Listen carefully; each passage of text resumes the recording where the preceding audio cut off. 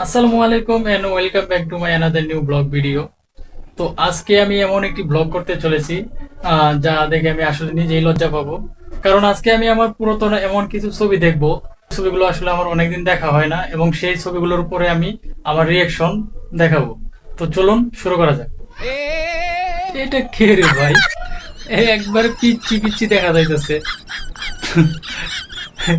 একবার মরা মরাটা কেমনে রয়েছে এটা, মনে হইতেছে যে কিছুই বুঝে না। আসলে এই ছবিটা মনে হচ্ছে আমার 2016-17 থেকে তোলা। তো সেই সময় আমি আসলে অনেকটা ছোট ছিলাম মূলত। তো সেই সময়কারই ছবি এটা। তো পরবর্তী ভিডিও,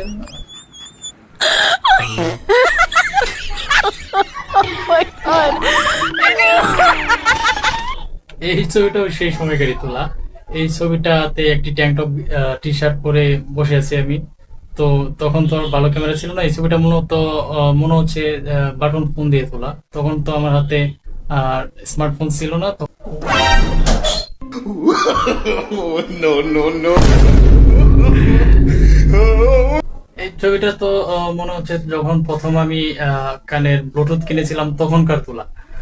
তখন তখন ফটো এডিট করতে গিয়ে আমি ছবিটাকে এমন এডিট করেছিলাম যে আমার মুখটা ভালো করে দেখা যাচ্ছে না। আমি আসলে কি রকম দেখতে সেটাই বোঝা যাচ্ছে না। সাইডে কালারফুল বিভিন্ন স্ল্যাশ বেশি আছে, মনে হচ্ছে যেমন ভূতের ছবি তুলে বসে আছে। একটি ছবি তোলার জন্য জীবনের 6টি বছর চেষ্টা করেছেন একজন ফটোগ্রাফার। শুনতে অবাক লাগলেও 6 বছরের কঠোর এই পরিশ্রমের ফল তখন মূলত কেউ যদি ছবি তুলতো বসে, তো আমি কি করতাম, আমার ফোন ছিল না, তো তো সাইড দিয়ে গিয়ে তাদের ক্যামেরাতে আমি উকি মারতাম। সেই রকমই বসেছিলাম কাকার সাথে। সেভাবেই বসে থাকার সময় কাকা নিজের ছবি উঠাচ্ছিল। তো আমি কি করছি, ওই সাইড থেকে উকি মেরে এইভাবে দেখছিলাম যে কি করছে। মূলত উকি মারতে গিয়ে তোমার কাছে সেই ছবি এখনো এইভাবেই উঠে গিয়েছিল, এবং সেই ছবিটা এখনো আছে গ্যালারিতে। তো আমি সেই ছবিটা রেখে দিয়েছি। মূলত আমি ছোটবেলায় কিরকম দেখতেছিলাম, এখন কিরকম আছি সে সাথে কম্পেয়ার করার জন্য সেই ছবিটা এখনো আমার গ্যালারিতে রয়েছে মূলত।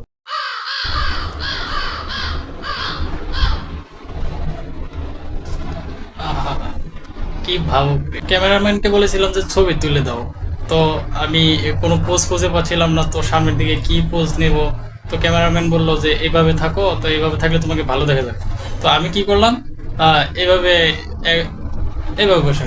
তো আমি ভাবলাম কি যে আমার একটা ভালো ছবি হচ্ছে, কিন্তু ক্যামেরাতে তখন নিজের ছবি দেখলাম। তো ভাবলাম কি ভাবছিলাম, তখন আমি কি দেখতেছিলাম এইভাবে।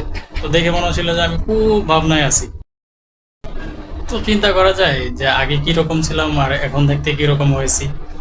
তো মানুষ ছোটবেলা দেখতে আসলে অন্যরকম থাকে, এবং বড় হয়ে গেলে তার সাথে সাথে সময়ের সাথে সাথে চেহারা চেঞ্জ হতে থাকে। তো আগে একরকম দেখতেছিলাম আর এখন দেখতে আরেক রকম হয়েছি। আর এবং যখন বয়স বাড়বে তখন তো অবশ্যই অন্যরকম দেখতে হয়ে যাবো, বুড়ো হয়ে যাব, কালো হয়ে যাব, একরকম হবেই। এই ছবিটা দেখে মনে হচ্ছে আমি কোনো একটা সিনেমার সাইড ক্যারেক্টার, চাপা ভাঙা, কিভাবে যেন দাঁড়িয়ে আছি। মানে কোনো শরীরে নেই, কোনো রিয়াকশন নেই, মনে হচ্ছে মরা মরা অবস্থায় রয়ে গিয়েছি। ফাইনালি ভিডিওটি কেমন লাগলো সবাই কমেন্ট করে জানাবেন, এবং ভিডিওটি ভালো লাগে অবশ্যই একটি লাইক করে চ্যানেলটিকে সাবস্ক্রাইব করে দিয়ে যাবেন, এবং পরবর্তী ভিডিওর জন্য আমাকে অবশ্যই সাহায্য করবেন। তো দেখা হচ্ছে পরবর্তী ভিডিওতে। তো সে পর্যন্ত সবাই ভালো থাকবেন, সুস্থ থাকবেন।